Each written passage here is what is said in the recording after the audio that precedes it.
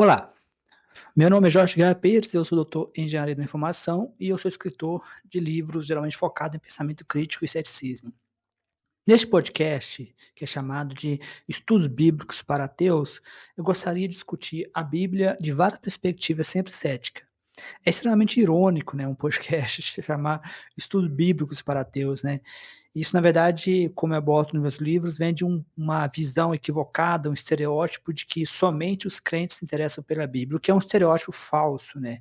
Como eu abordo nos meus livros, existe um número enorme de ateus que se interessam pela Bíblia. O José Saramago, o ganhador do Nobel de Literatura, Bertrand Russell, que foi um ganhador do Nobel de Literatura, na verdade, pesquisas confirmam isso, pesquisas feitas com exame estatístico confirmam que os ateus não somente se interessam pela Bíblia, como sabem mais de Bíblia do que os crentes. Então, assim, é mais um estereótipo. Então, não é uma coisa nova, não é uma coisa diferente. Atualmente eu tenho 2 livros que eu gostaria de recomendar, que eu publiquei, seria a Bíblia, um livro científico, e de Bíblia, a Fábrica de Absurdos. No total são quase 1000 páginas, no qual eu falo da Bíblia sob perspectivas diferentes. De Bíblia, a Fábrica de Absurdos, eu falo dos absurdos narrativos. Seria a Bíblia um livro científico, eu falo dos absurdos científicos, né? Como que a Bíblia não pode ser levada a sério nem em nenhum nível, como um livro científico. Nós temos o criacionismo, nós temos o desenho inteligente, nós temos inúmeros casos, inclusive de cientistas famosos, como o John Lennox, né, que tenta argumentar que o logo, né, que aparece em João, seria uma espécie de algo científico, que os cientistas deveriam levar a Bíblia mais a sério. Por isso que é extremamente importante que pessoas usem o pensamento crítico exatamente para poder quebrar essa ideia de que não existe conflito entre ciência e religião, ou de que o cristianismo não é uma ameaça ao conhecimento científico. Isso é uma falácia, né? Aqui eu me alinho muito com o Daniel Denesch, né? Quebrando o encanto no livro dele, né?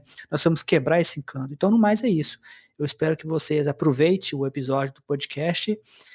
Lembrando que esse podcast está disponível tanto no YouTube quanto em plataformas como o Spotify, mas em plataformas como o Spotify eu tenho um limite de 2 horas mensais. Então, no YouTube eu posto com mais frequência. Então, bom aprendizado. Bem-vindos ao debate. Ah, Hoje nós vamos fazer um pequeno exercício mental. Pode ser? Imagina que você está olhando para uma pintura renascentista clássica. Uhum, daquelas de museu mesmo, né? Exato. A olho nu, as pinceladas, o sombreamento sutil, o uso da luz, tudo ali grita Leonardo da Vinci. A composição parece perfeita. E a própria galeria, tem uma placa testando que é uma obra-prima autêntica da época. Sim, você sente que está olhando por uma janela direta para o século XVI. Isso. Mas aí você pega essa mesma pintura e coloca ela sobre um microscópio eletrônico. E aí a mágica acaba. Porque, de repente, você nota que o pigmento branco contém, dióxido de titânio, que é um composto químico que sequer existia antes do século XX. A ilusão se quebra na hora. Exatamente. De repente, aquela janela histórica impecável se estilhaça em 1000 perguntas. E, bom, hoje nós não estamos examinando uma pintura, mas sim um parágrafo, possivelmente o parágrafo mais escrutinado de toda a história humana, que é o Testimonium Flaviano. O famoso trecho do livro 18 das Antiguidades Judaicas. Sim, escrito pelo historiador judeu do século I, o Flávio Josefo. Este texto afirma a existência de Jesus de Nazaré, menciona seus feitos surpreendentes e a crucificação sob Pôncio Pilatos.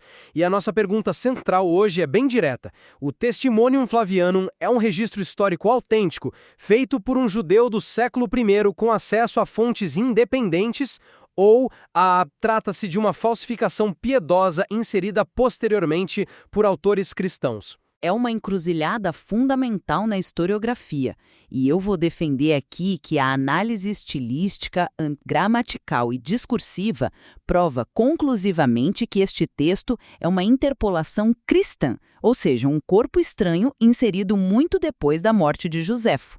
Certo, e eu argumentarei que as novas evidências textuais e literárias sustentam sim a autenticidade histórica do texto, como sendo genuinamente escrito pela mão de Flávio Josefo. Pois é um embate clássico, né? Entre a tradição institucional de um lado e os dados frios da ciência literária do outro. Com certeza.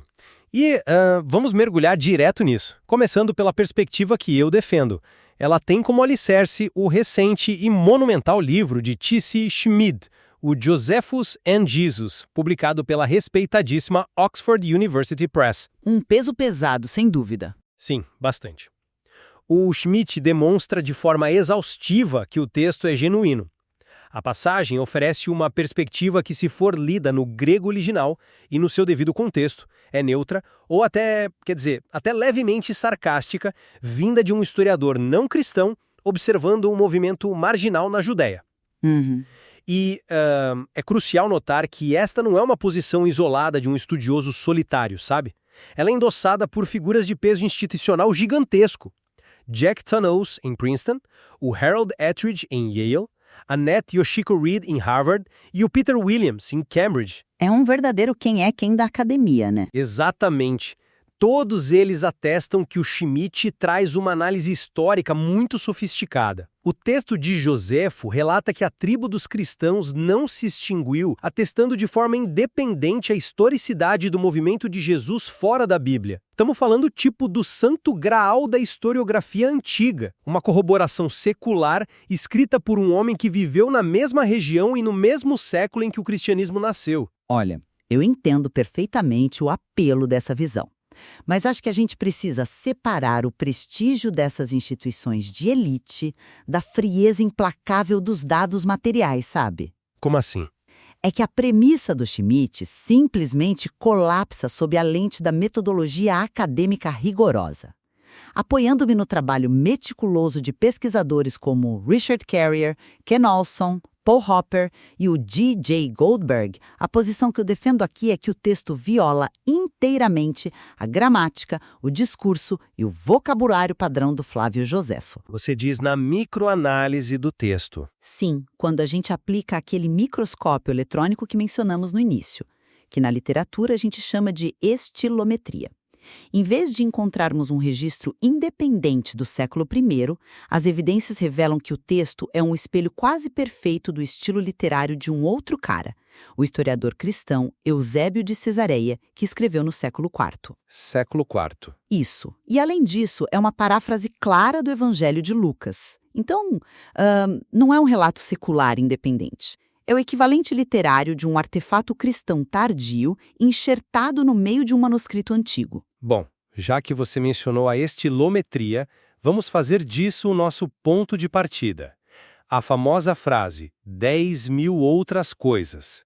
Se você está nos ouvindo agora, pode estar pensando, por que um detalhe de vocabulário importa tanto, né? Importa muito. Sim, importa, porque o Schmidt aponta que a linguagem hiperbólica usada na passagem sobre Jesus, especificamente a expressão grega alamurieuri, que traduzimos como 10.000 outras coisas, não é estranha a Joséfo.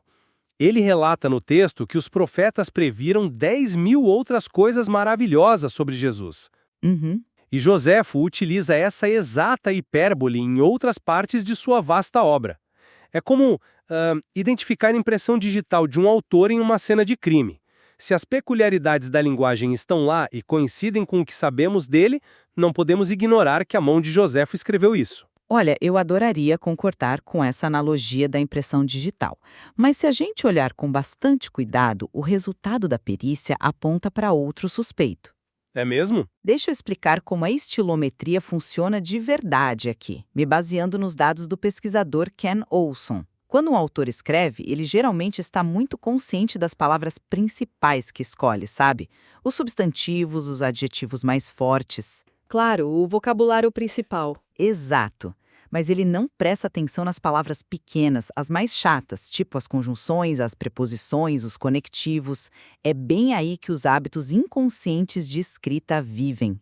A questão aqui não é o uso genérico de 10.000 outras coisas, o alamúria. Que era comum, né? Muito comum. Era um idioma padrão na Grécia Antiga. Milhares de autores usavam. O diabo está na anatomia microscópica dessa frase específica. Onde exatamente? Qual é a anomalia? O texto do testemunho não diz apenas alamúria. Ele usa a construção específica kai, alamúria, com a adição da conjunção kai, que significa e. A impressão digital completa lá é e 10.000 outras coisas.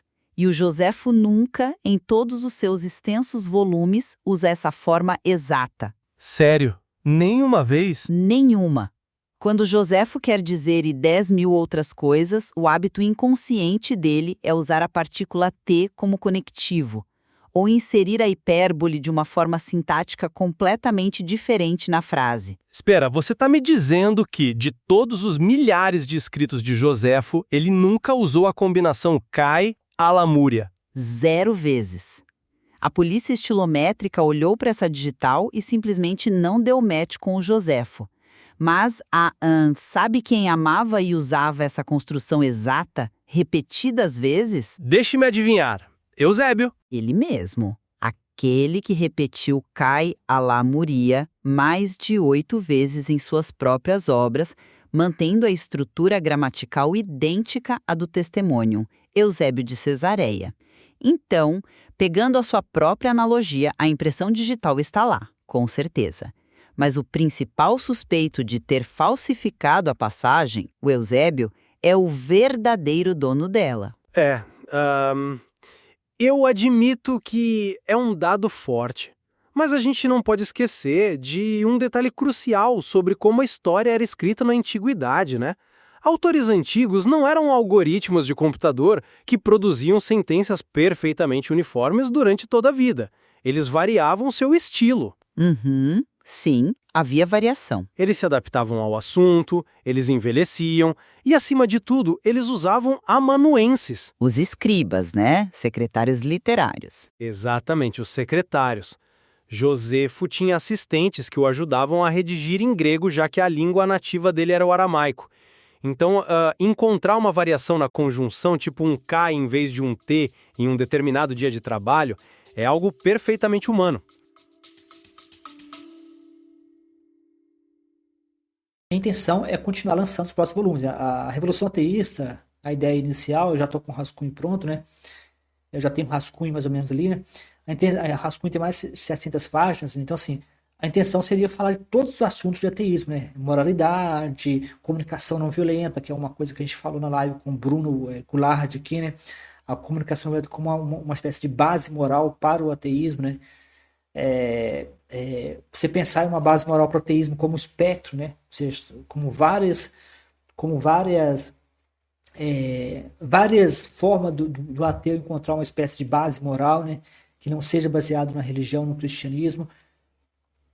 Então, a Revolução Ateísta é isso. Eu lancei o volume 1, né, e pretendo lançar os próximos volumes. A intenção é ser um livro que tente abordar basicamente todos os tópicos, né, sobre a... Mas será que justifica a mudança completa do padrão? Reduzir a autenticidade de um texto tão monumental à escolha de uma mera conjunção parece ignorar o fluxo orgânico e até meio caótico da escrita daquela época. O que o Schmitt e os estudiosos de Yale e Harvard estão argumentando é que a essência do hiperbolismo, a forma de exagerar as características de uma figura histórica, é profundamente josefiana. A floresta inteira se parece com Joséfo, mesmo que você encontre uma folha que pareça pertencer a Eusébio. Entendo seu ponto. Mas a estilometria não se baseia em uma única folha caída no chão, sabe? O Ken Olson listou dúzias dessas anomalias, e o estudo discursivo do Paul Hopper provou que a própria métrica narrativa da passagem quebra o ritmo que o Joséfo usava para contar histórias. A forma como a narrativa flui. Isso. A maneira como a cena é introduzida, a forma como ele introduz os personagens, a métrica simplesmente não bate. Mas veja bem, mesmo se eu te conceder que a gramática dessas pequenas conjunções pode ser fruto do trabalho de um assistente num dia ruim, as anomalias não param nas proposições. Um falsificador poderia tentar imitar as palavras pequenas e acabar errando, mas ele também teria tropeçado na psicologia das palavras principais. E isso nos leva à famosa palavra tribo. Ah, sim, a palavra grega phylon. Olha, eu acho que esse é um dos argumentos mais fascinantes do lado do Schmitt. Vamos analisar a psicologia da coisa aqui. No texto, Joséfo chama os seguidores de Jesus de a tribo dos cristãos. Certo. Se a teoria da falsificação estiver correta, a gente tem que imaginar um escriba cristão profundamente piedoso do século III ou IV alterando secretamente o manuscrito. Por quê? E essa é a grande pergunta. Por que esse falsificador inseriria um termo como Phylon para descrever sua própria religião sagrada? Porque a conotação seria ruim, você diz. Exato! Na época, Phylon carregava conotações biológicas, étnicas, era frequentemente percebida como uma palavra para coisas exóticas ou até depreciativas no contexto greco-romano. Faz muito mais sentido que isso seja um jargão autêntico de um observador externo e distante, tipo o próprio Joséfo, tentando categorizar esse novo e confuso grupo na Judéia com as palavras limitadas que ele tinha. Esse é um argumento que parece extremamente persuasivo na superfície, mas ele comete um erro anacrônico bem grave. Ele projeta a nossa visão moderna sobre como os cristãos primitivos se sentiam sobre si mesmos. Como assim? Você já considerou como os próprios cristãos se enxergavam naquela época específica? Porque a pesquisa do acadêmico Steve Mason colide de frente com essa ideia de que seria bizarro para um cristão usar essa palavra. A verdade, na verdade, é exatamente o oposto. Espera, por que um cristão se chamaria de uma tribo biológica? Porque isso era o centro absoluto da teologia deles na época. Chamar a si mesmos de tribo, phylon ou terceira raça era um idioma exclusivamente cristão nos primeiros séculos da Igreja. Exclusivamente cristão. Sim, era uma ferramenta de demarcação de identidade. A teologia deles argumentava que eles não eram nem judeus, nem gentios. Eles eram uma entidade totalmente nova, uma raça espiritual forjada por Deus. E adivinha para onde todas as estradas textuais vão dar novamente? De volta a Cesareia. Eusébio de Cesareia. O Eusébio amava tanto a palavra phylon para descrever os cristãos que ele a inseria de forma deliberada até quando estava traduzindo documentos oficiais do Império que antes não continham a palavra originalmente. Você tem um exemplo prático disso? Tenho sim as cartas do imperador Trajano. O Trajano usou a palavra latina genus para se referir ao tipo ou classe de pessoas, né? O Eusébio, ao traduzir esse documento romano para o grego, forçou a mão e fez questão de usar phylon, porque era o vocabulário devocional dele. Mas isso prova que... E mais uma coisa rápida. Se a gente olhar para como o verdadeiro Joséfo descrevia grupos ideológicos judaicos reais em suas obras, como os fariseus, os saduceus ou essênios, ele nunca, jamais o chamou de phylon. Ele usava palavras como haireses, que significa seita, ou filosofia. Joséfo reservava phylon estritamente para nações literais, como gêneros biológicos. Então, o uso de tribo não é a evidência de um observador externo cético, é o jargão teológico íntimo e exato de um autor cristão tardio. Olha, eu preciso discordar muito dessa premissa. Porque ela assume que o cristianismo primitivo era visto simplesmente como apenas mais uma escola filosófica ou seita judaica aos olhos do establishment nos primeiros séculos. Mas o cristianismo inicial não era normal. Ele quebrava as regras do judaísmo ao batizar e integrar cidadãos romanos e gregos lado a lado com judeus sem exigir a circuncisão. Sim, era um grupo misto. Era uma mistura radical de etnias operando sob uma única identidade religiosa. O Joséfo, sendo um aristocrata judeu muito bem informado, pode ter escolhido a palavra phylon justamente de forma sarcástica, ou porque ele percebeu que os cristãos operavam totalmente fora da lógica das seitas judaicas tradicionais. Ele estava descrevendo um fenômeno novo. Um grupo agindo como tribo. Um grupo que agia como uma tribo multinacional. Mas, se deixarmos a semântica de palavras isoladas de lado, acho que o teste definitivo para a autenticidade está na estrutura narrativa do relato em si. Você quer dizer a espinha dorsal do parágrafo? As supostas fontes históricas? Isso, porque quando você lê o testemunho, encontra descrições notavelmente contidas, frias e muito precisas. Há a menção clara de que Jesus ressuscitou no terceiro dia, há a especificação legal de que sua crucificação ocorreu sob a jurisdição direta de Pôncio Pilatos e sob a instigação dos nossos homens principais, a elite judaica. E há a caracterização inicial de Jesus não como o verbo encarnado ou um salvador cósmico, mas meramente como um autor de feitos admiráveis. Para os historiadores de Oxford, Yale e Harvard que apoiam o Schmidt, essa estrutura fria sugere fortemente que Joséfo possuía acesso a testemunhos de primeira mão. Arquivos seculares, né? Exato. Talvez documentos legais, anotações de tribunais ou arquivos da elite em Jerusalém que ele consultou antes da queda da cidade em 70 d.C. Como explicar a presença desses detalhes tão seletos, organizados em uma sequência que parece um relatório governamental, sem que Joséfo tenha tido contato com arquivos seculares genuínos? O texto age como um sumário burocrático, não como um evangelho. Mas aí é que tá. O grande problema desse argumento é que a passagem age exatamente como um evangelho. Especificamente o Evangelho de Lucas. Como assim, exatamente como Lucas? E aqui eu aplico o trabalho devastador do J.J. Goldberg, que simplesmente desmonta essa ideia meio romântica de que Joséfo estava consultando arquivos perdidos do Sinédrio em Jerusalém. O Goldberg fez uma análise comparativa meticulosa e demonstrou que o Testimonium Flavianum é, na verdade, uma paráfrase servil do capítulo 24 do Evangelho de Lucas. Aquele famoso episódio dos discípulos no caminho de Emaús? Espera, mas paráfrases e semelhanças temáticas vão inevitavelmente acontecer quando duas fontes independentes estão descrevendo a mesmíssima pessoa histórica, né? Quer dizer, se eu ler uma biografia do Abraham Lincoln escrita em Nova York e outra em Londres, elas vão mencionar os mesmos eventos centrais na mesma ordem, porque a vida de Lincoln aconteceu em uma ordem específica.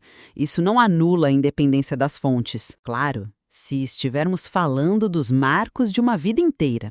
Mas o Goldberg não encontrou apenas uma sobreposição temática geral. Ele encontrou exatos 20 paralelos de conteúdo e vocabulário na mesma exata ordem narrativa, agrupados em um espaço mínimo de texto entre Lucas 24 e a passagem de Joséfo. 20 paralelos na mesma ordem? Sim. Para quem está ouvindo entender a gravidade matemática disso, é como se duas pessoas fossem ao supermercado em dias diferentes, sem se falar, e voltassem para casa com uma lista de 20 itens exatos na mesma ordem cronológica, do alface ao sabão em pó, terminando com a mesma marca de café. A matemática nos diz que um copiou a lista do outro. Não existe coincidência nesse nível na literatura documental. E qual seria o mecanismo literário para essa cópia tão metódica, então? Na pedagogia antiga greco-romana, os alunos aprendiam uma técnica chamada progimnasta. Eram exercícios de reescrita e paráfrase estruturada. Você pegava um texto base e o reescrevia tentando emular um estilo mais nobre ou mais resumido, mas mantendo a ordem dos elementos intocada. O texto de Joséfo lê-se exatamente como um exercício escolar cristão baseado no Evangelho de Lucas. Entendi. E o que sela o caixão dessa ideia de arquivos seculares é aquela frase que você mencionou agora há pouco, sabe? Para defender a neutralidade do texto... Você se refere a chamar Jesus de autor de coisas admiráveis, porque isso me soa como uma forma extremamente laica e contida de se referir a milagres. Um cristão fanático escreveria algo como o Salvador que operava maravilhas divinas, não autor de coisas admiráveis. Laica. Olha, se a gente lê na nossa tradução moderna, talvez soe um pouco distante, mas no grego original, a frase exata é paradoxum ergum poietem. Você tem ideia de quantas vezes o Flávio Joséfo usou essa frase, ou mesmo a raiz dessas palavras combinadas juntas, em todo o seu gigantesco volume de escritos? Estou assumindo que a resposta vai ser nenhuma? Nenhuma. Zero. Agora preste atenção nisso. Adivinha qual historiador eclesiástico do século IV usa essa mesmíssima frase no grego em altíssima frequência e com a mesma ordem idêntica de palavras toda vez que quer descrever Jesus de forma sofisticada? Eusébio novamente. O próprio Eusébio de Cesareia. O tal autor de coisas admiráveis não é um burocrata romano neutralizando milagres no século I. É a pena de Eusébio, 3 séculos depois, derramando sua própria fraseologia favorita bem no meio do parágrafo de Joséfo. É tipo a marca d'água da falsificação. Ok, eu entendo o peso imenso que você coloca nessa correlação com Eusébio. A sobreposição de vocabulário e a similaridade com a estrutura de Lucas são inegáveis, mas a gente precisa dar um passo atrás e olhar para o contexto histórico da transmissão desses textos. Como assim? O Eusébio não era apenas um escritor isolado, sabe? Ele foi o primeiro grande guardião da biblioteca teológica de Cesareia, e o projeto da vida dele consistia em compilar e defender a história da igreja frente ao Império Romano. É inteiramente possível, e o trabalho de Schmidt defende essa via com muita força, que Eusébio estivesse imitando a fraseologia do próprio Joséfo. Invertendo a cópia? Sim, Eusébio admirava profundamente o Joséfo. Considerava-o o maior historiador do mundo antigo. O Eusébio citou esse trecho específico repetidamente em suas apologias, porque era a prova de ouro que ele precisava para validar sua religião. Então, se o Testimonium o influenciou tanto, se era a sua passagem favorita, é absolutamente natural que o vocabulário de Joséfo, como autor de coisas admiráveis, tenha se infiltrado e moldado o estilo do próprio Eusébio pelo resto da carreira dele. A influência fluindo para frente. Exato, e não o contrário. A influência fluiu do século I para o século IV, da fonte para o leitor. O argumento flui bem, sim. Mas é uma inversão criativa de causalidade que esbarra na lógica básica da frequência linguística, né? Essas palavras específicas e essas construções só existem nessa minúscula passagem nas obras de Joséfo. É literalmente o único lugar. Mas elas inundam as obras de Eusébio de ponta a ponta. O que indica um hábito. Exato.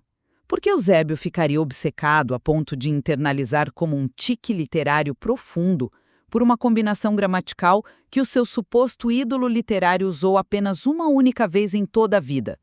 É muito mais lógico, e seguindo a navalha de Ockham, concluir que o tique literário pertence ao homem que não conseguia parar de usá-lo. E ele o projetou no texto que estava copiando e alterando. Mas isso é uma presunção de falsificação baseada... E tem mais. A ausência de citação desse texto antes de Eusébio é um vácuo ensurdecedor. Pense no pensador cristão Origenes, no século III. Origenes conhecia a obra de Joséfo intimamente. Ele até escreveu reclamando amargamente que Joséfo não acreditava em Jesus como Cristo. É verdade, Orígenes não cita... Então, se esse testemunho afirmativo monumental estivesse presente na cópia de Joséfo que o Orígenes possuía, ele jamais teria reclamado. Ele o teria jogado na cara de todos os críticos do cristianismo da sua época. Mas o texto simplesmente não existia até o Eusébio aparecer no século IV. Mas como historiadores frequentemente nos lembram, a ausência de evidência não é evidência de ausência, né?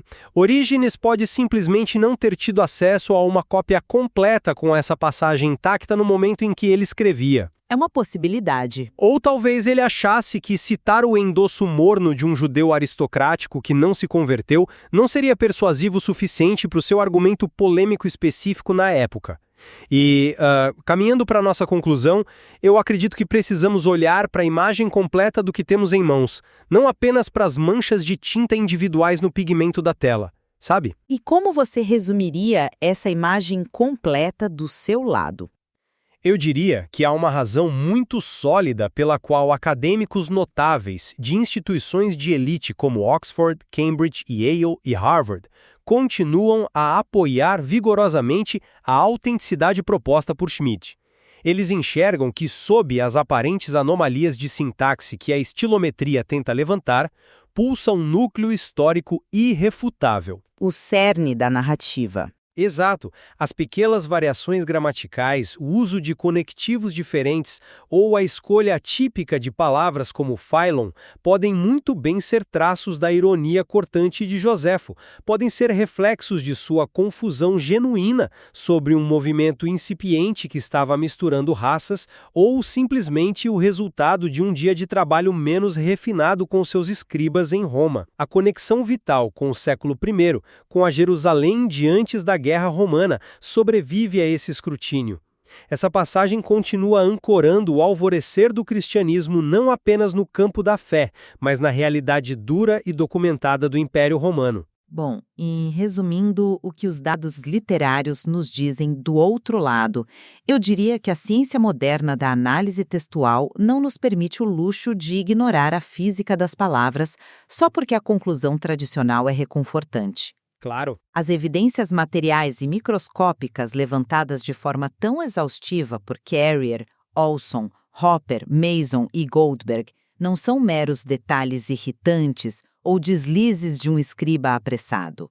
Elas são a própria infraestrutura do texto gritando sua verdadeira origem e época. Quando você empilha o uso de conjunções não josefianas, a apropriação teológica de um idioma cristão como a tribo e aquela reprodução escandalosamente linear de 20 pontos seguidos do Evangelho de Lucas, disfarçada de arquivo secular, a ilusão de autenticidade simplesmente se desintegra. Fica insustentável na sua visão. Totalmente. Tudo isso é gramatical e conceitualmente incompatível com Flávio Joséfo. O que temos aqui não é a reportagem de campo de um historiador do primeiro século, é o equivalente literário de um artefato devocional do século IV, uma falsificação piedosa inserida cirurgicamente no texto de Joséfo. E é exatamente nesse abismo profundo entre a visão institucional da história e a análise estilométrica implacável que a gente reconhece a tremenda gravidade deste tema, né? Analisar o Testimonium Flavianum, um texto minúsculo, mas absolutamente monumental em seu peso sobre a civilização ocidental, exige equilibrar essas duas forças colossais. Exato. É por isso que esse mistério perdura por séculos. Estamos diante da grande questão de como a memória da antiguidade foi arquivada, copiada à mão por monges e possivelmente manipulada para moldar a nossa realidade presente. Debates como este não apagam a beleza de tentar entender o passado. Eles nos dão as ferramentas para questionar profundamente o que mais na nossa biblioteca histórica intocável precisa ser colocado sob o microscópio. Muito bem dito. Se você achava que ler história antiga era apenas aceitar fatos consumados, esperamos que o debate de hoje tenha provado o quão viva e empolgante essa investigação pode ser. E assim sugerimos a você, nosso ouvinte, que vá direto à fonte, leia o livro 18 das Antiguidades Judaicas. Acompanhe o raciocínio detalhado de Schmidt e depois coloque de frente com os dados de Carrier e Goldberg. O quadro geral, afinal de contas, parece uma obra-prima secular preservada do primeiro século. Ou será que os vestígios sintáticos da tinta denunciam a mão inconfundível de um bispo do século IV manipulando a história? Essa é a tensão não resolvida que deixamos com você. Continuaremos sempre questionando, desconstruindo e debatendo. Até a próxima!